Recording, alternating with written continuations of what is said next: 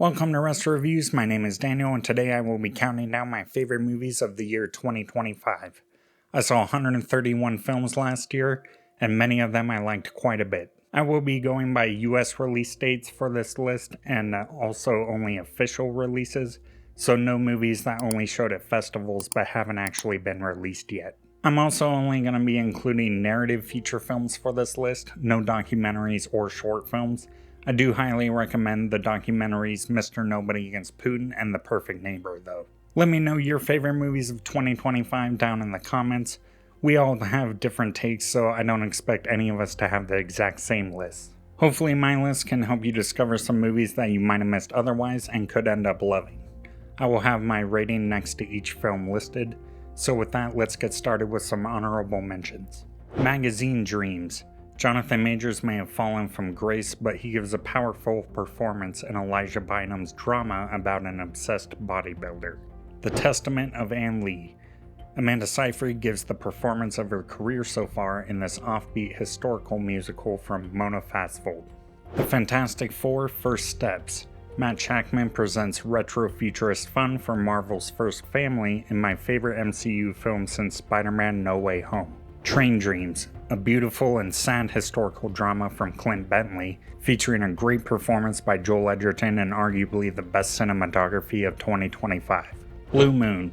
Ethan Hawke is amazing in Richard Linklater's biopic about lyricist Lawrence Hart. Begonia. Emma Stone and Yorgos Lanthimos team up once again for this strange thriller about beekeepers, conspiracy theories, healthcare, and more. And just missing the top 10 is Sinners. Ryan Coogler's vampire flick with a love for blues music is maybe a touch overrated, but it's still a great time. Now that the honorable mentions are out of the way, let's move into the top 10. Number 10, Zootopia 2. I was a huge fan of the 2016 Disney film Zootopia. I didn't expect much from a sequel though, as many Disney animated sequels are big steps down. Jared Bush and Byron Howard's Zootopia 2 is a pleasant surprise though. It manages to come up with an interesting new case for Judy Hopps and Nick Wilde to solve, while also bringing in fresh reptile characters and criticizing gentrification. This is a funny and heartwarming sequel that's full of vibrant visuals and smart writing. While Zootopia 2 isn't quite as good as the original, it's still an excellent sequel. Number 9, The Secret Agent. Wagner Moura is subtle but brilliant in Kleber Mendoza Filho's Brazilian drama that focuses on the military dictatorship in the country in 1977. The Secret Agent recreates its time and place in rich detail throughout. The middle of the film drags at times, but I found the first and third acts to be superb. There's a scene at a gas station in The Secret Agent that quietly shows the horrors of dictatorships. It's a scene that I may never forget. Number 8, Marty Supreme. Josh Safdie's examination of a ping pong player who will step on anyone and everyone to achieve his goal is an electric piece of filmmaking. Timothée Chalamet and Odessa Zion are both terrific, and they're surrounded by an excellent ensemble that's filled out by inspired casting decisions. Marty Supreme is less a sports movie and more of a man and character study that's set in 1950s New York. A lot of it reminded me of Martin Scorsese's After Hours as the character's odyssey played out. Safdie and Chalamet are a great director-actor pairing, so I hope Marty Supreme isn't the only collaboration we see from them. Number 7, Little Amelie, or The Character of Rain. For me, the best animated film of 2025 is this beautiful French picture. It unfolds the life of a little girl with charm, heartache, and childlike wonder in just over 78 minutes. Despite its short length, it feels complete. Directors Melisse Valade and Lian Cho Han add a delicate touch throughout the film. Little Amelie, or The Character of Rain, is gorgeously designed with its watercolor and pastel-inspired choices, and it's set to a soundtrack that really stirs your emotions. As of this recording, this is my favorite animated movie of the decade so far. Number 6, Nouvelle Vague. I really enjoyed Richard Linklater's Blue Moon, and I liked his second film of 2025 even more. Nouvelle Vague is a loving portrait of the French New Wave scene, focusing in on director Jean-Luc Godard's making of the landmark movie Breathless.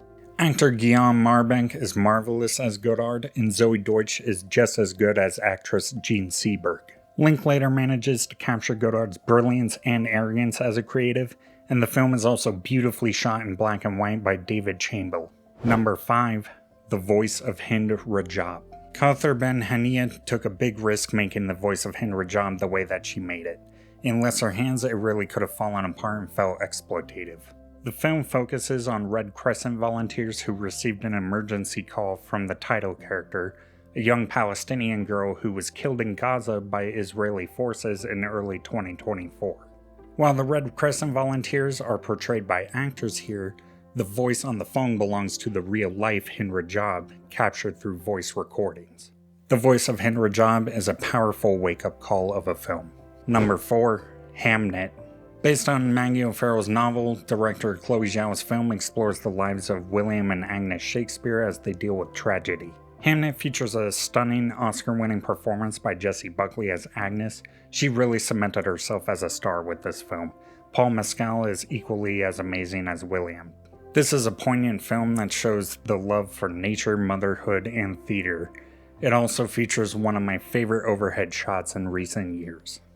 Before I continue, please hit that like button if you're enjoying this video and consider subscribing and enabling notifications if you haven't already. You can also find and follow me on the social media platforms Letterboxd, Blue Sky, Backlogged, and Award Expert. Number 3.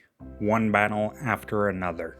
Paul Thomas Anderson finally got his flowers this year after One Battle After Another won multiple Oscars, including Best Picture. It's not hard to see why it was showered with awards. Leonardo DiCaprio and the rest of the cast are terrific. Sean Penn is a standout as the villain Lockjaw, a terrifying wannabe white supremacist. He won the Best Supporting Actor Oscar for his memorable performance. Anderson explores the divisiveness in America by tackling a number of topics in One Battle After Another, but he leaves film viewers with a note of hope. This is a new American classic. Number 2. No Other Choice. Park Chan-wook proves once again that he's one of our most daring living filmmakers with no other choice. His film focuses on a desperate man who sets out to kill his competition in order to secure a job. This is a razor-sharp attack on the negative effects of capitalism, and it has a dynamite performance by Lee Byung-hun. The editing and camera work are also fantastic throughout. I think that No Other Choice is a near masterpiece that sits next to Oldboy and The Handmaiden as being among Park's greatest accomplishments. Number 1. Sentimental Value. Another near masterpiece and my favorite film of 2025, Sentimental Value is a richly drawn drama from Joachim Trier. It tells the story of two daughters reconnecting with their estranged father, who's a film director who wants to cast one of them in a project. Renata Reinsve, Stellan Skarsgård, Inga Ibsdottir Lilius, and Elle Fanning are all perfectly cast in the film, and they play layered characters that surprise the audience with their decisions. Sentimental Value is both heartfelt and clever, and it's Trier's best film to date. And there you have it, those are my favorite movies of 2025.